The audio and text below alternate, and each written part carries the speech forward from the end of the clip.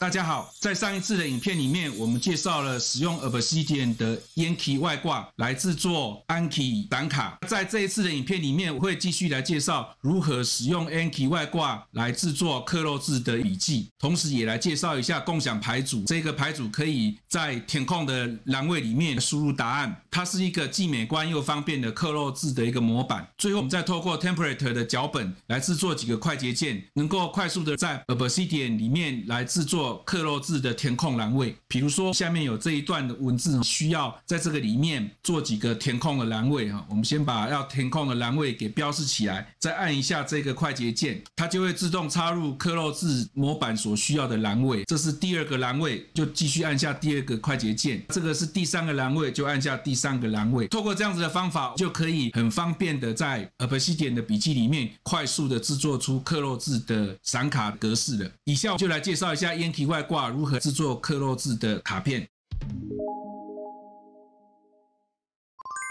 在这个范例里面已经有了4组的波浪号，因此它会产生出4个填空的栏位。按下 Ctrl P， 在命令链板里面输入 Yankee， 找到了 Sync 命令以后呢，执行这个命令，把这一个笔记同步到 Anki 里面，开启 Anki 来看一下中华民国宪法，直接点击浏览来看一下，可以看到它从 C1 一直到 C4 的卡片的样子，可以来预览一下。第一个波浪号就是第一个填空栏位，这个是正面，这个是背面，然后接着这是第二个栏位的正面，第二个栏位的背面，以此类推，它总共有4个波浪号，因此就会产生4张卡片。这个可能不是我们需要的，我们希望在一个卡片里面就同时有4个要填空的栏位，可以让我们同时看到。像这种情况，在 Obsidian 里面目前只能这样子处理，因为它没有办法同时产生4组的 C1 的填空栏位，因此必须要人工来输入 C1 的栏位。我们就要把栏位修改成 Anki 的克漏字的格式，就继续把后面都做完，全部都是 C1， 因此它就会是同一组。请大家要注意，就是 Yankee 它必须要有1组的波浪号，它才会把这一组的笔记放到克漏字的笔记类型里面，因此记得一定要有1组的波浪号才可以来执行一下同步。现在已经同步完成了，进入 Anki 来看一下产生出来的结果。到这个第一张卡片上面看到它就是已经有4个 C1 的栏位了，那我们可以来预览一下，那就会看到有4个填空的栏位，它的背面就会同时会把这4个栏位给显示出来。这个就是目前 Yankee 必须使用这样子的方法来达成同一组克漏字栏位的方法，也就是一定要有1组波浪号，然后其他的就是直接要使用 Anki 的栏位写法。为了能够让我们非常快速的辨识出克漏字的栏位，因此最好改变一下克漏字栏位的样式。在 Anki 里面进入工具，执行管理笔记类型，找到克漏字的笔记类型，也就是这个 Yankee 减号 Close 笔记的类型，然后再点击这个卡片，在卡片里面来变更卡片的样式。克漏字它的样式就是这个点 Close， 在这个样式里面把点 Close 给加进来，然后我们把它的 Font Weight 改成是 Bold， 就变成是粗体字，然后颜色改成是蓝色。到时候它在显示克漏字栏位的时候，就会用这个粗体的蓝色来做显示。这个就是直接透过笔记类型可以达到比较显著显示填空栏位的一个方法。接着我们来介绍可输入答案的填空模板，它是由对岸的一个高手叫做辽央所写的一个模板，请各位直接点击我提供的模板的超链接，然后进入 Anki Web 以后，直接在这个模板的位置直接点击这个下载，下载完以后它会是一个 APKG 的副档名的档案，然后接着我们就把这个档案直接在首页点击右下角的汇入档案，把刚刚下载的这一点 APKG 的档案呢选择好，选择好以后直接点击汇入，它就会把这个模板给汇入进来，到时候各位就可以看到这一个星号可输入答案的填空模板的这一个牌组。这个牌组有2张卡片，可以直接用后面这个卡片来看一下它的范例。它就是李白的《静夜思》，它的栏位就是用2个大括号把它加起来就可以了。这个就是填空的栏位，就可以直接再点击这个预览看一下它的效果。各位可以看到它就是非常美观，这个大括号里面的栏位都会隐藏起来。如果我们把游标移进来的时候，其实这个地方是可以输入中文的。输入好以后，当你把滑鼠游标移开的时候，它就会立刻检查这个内容是不是符合你输入的大括号里面的内容。如果不是的话，它就会出现一个叉叉。如果你输入正确的话，它就会出现一个绿色的勾。不想输入的话，就点击2下，它就会把这个内容给显示出来。它其实是比现行的克漏字的笔记类型还来得更方便，因为它直接在正面就可以让你做输入，并且可以直接做答案的显示。再点击到背面，背面就会有完整的中文解释，还有一个 tips 会显示在这个地方。这个就是这个模板所提供的功能。如果各位很常需要类似这样子的一个克漏字的方法，也可以选择使用它这个填空的模板，它可以很快的形成一个克漏字的卡片，很方便我们来做记忆。后面就是辽央的模板笔记类型里面的正面模板、背面模板跟样式，我把它给汇总在这边。一开始就是用一个 HTML 的内容，然后这个大括号 question 就是第一个栏位，也就是问题这个栏位。后面其实都是透过 JavaScript 来控制刚刚画面上各位看到的动态的变化。背面也是一样，在背面最上面就是一个 HTML 的内容，然后同时它就会把 answer 栏位呢给显示在这个地方。它还有第3个栏位叫做 tips， 也会在这个地方显示出来。在这个地方有可能大家比较不熟悉的是这个栏位的表示的方法，大括号，然后里面是一个井号，表示说这一个区段有井号 tips 到斜线 tips 这里面的内容，它会根据 tips 这个栏位到底有没有内容来决定要不要显示出来。那如果是井号 tips 呢，表示说如果我这个 tips 栏位的内容是空着的话，这个区块就不会显示。另外还有一种形式是倒 V 符号，这个是倒 V 符号一直到斜线这个里面，如果栏位不管有没有内容，它都会显示出这个区段里面的内容。那这个是 Anki 里面内建栏位的几个特别的表示的方法，在这边跟大家提醒让大家可以看得懂这个模板它这边这个意思到底是什么。背面模板也是全部都是透过 JavaScript 来做控制的，各位只要会使用就可以了。如果你希望扩充它的功能，才需要来研究它里面的这一些写法。后面这个就是它的样式的定义，它把问题还有回答都做了不同的样式的设计，可以达到比较美观的外观。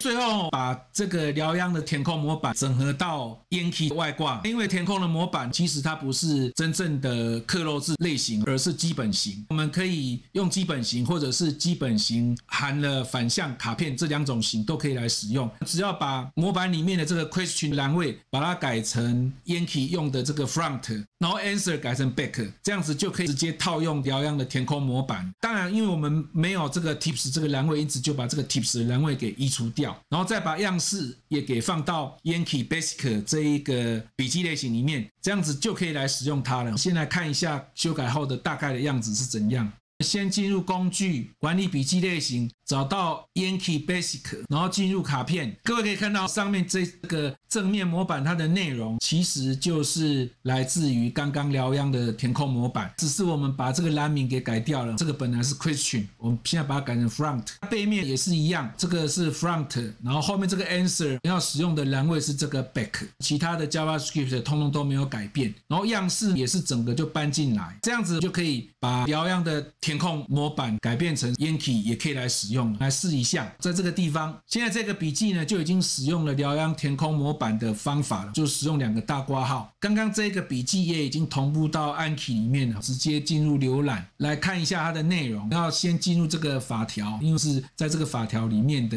然后来看一下这个就是使用填空模板制作出来的栏位的内容，然后直接点击预览，它呈现的结果其实就是跟刚刚辽央填空模板是一样的。这边也可以直接输入内容，比如说我输入民有，然后移开，好，它辨别出是正确的。然后如果不知道内容的话，再点击2下，它就会出现它原来应该正确出现的文字。这个就是正面，看一下背面，背面它就会直接把这个内容给显示出来，同时把这个内容用 mark 这个 HTML 标签，让它可以呈现出不一样的外观。这个做法就是在这个背面，就是减号的下面，再用2个等号做出一个 mark 的 HTML。另外要提醒大家一点，因为这个反向卡片这边中间会有一个3横线，请各位记得，就是这个3横线的上面要空一行，要不然它会把上面的这一个内容会变成是标题2。这个是 Markdown 的标准的语法，就是一段文字下面如果是减号，它就会变成是标题2；如果是等号，它就会变成是标题1。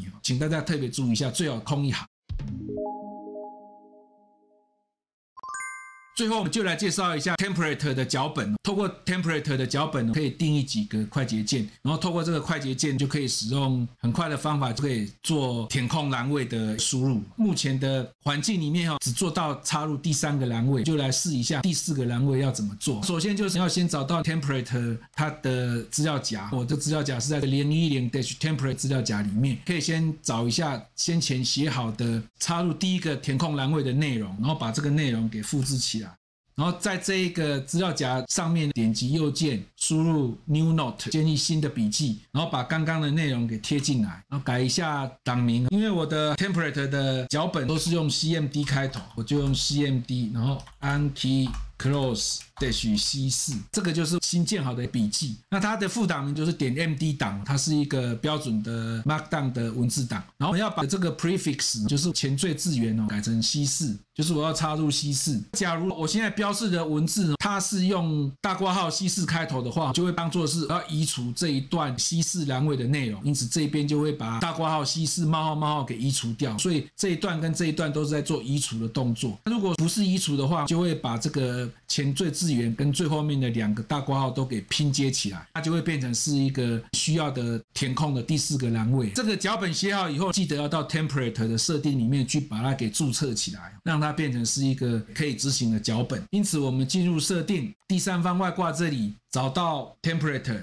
进入选项设定，在这个地方会有一个 template hotkeys， 在这个 template hotkeys 这边用 add 新增一个新的脚本进来，也就是刚刚新增加的 C4 这个脚本，就是这个脚本，它会把资料夹跟档名全部都产生在这个地方，这样子就已经注册好一个新的脚本了，然后就关闭。因为已经注册好一个脚本，所以我们在命令面板里面已经可以找到这个命令了，因此可以透过快捷键设定来对这个命令做设定。因此进入快捷键设定，然后找出 C4， 直接再按加号给它一个热键，比如说我的 hotkey 是 Alt4， 这样子就定义好一个新的热键来执行，看看它是不是可以按照我们需要的结果来呈现。假如这个民主共和国我要把它插入第4个栏位，所以我按下 Alt4， 可以看到它就已经把 C4 冒号冒号给产生出来了。如果我把这一段整个标示起来，再按一次 Alt4， 它会把刚刚插入的内容给清除掉。这个就是刚刚这个脚本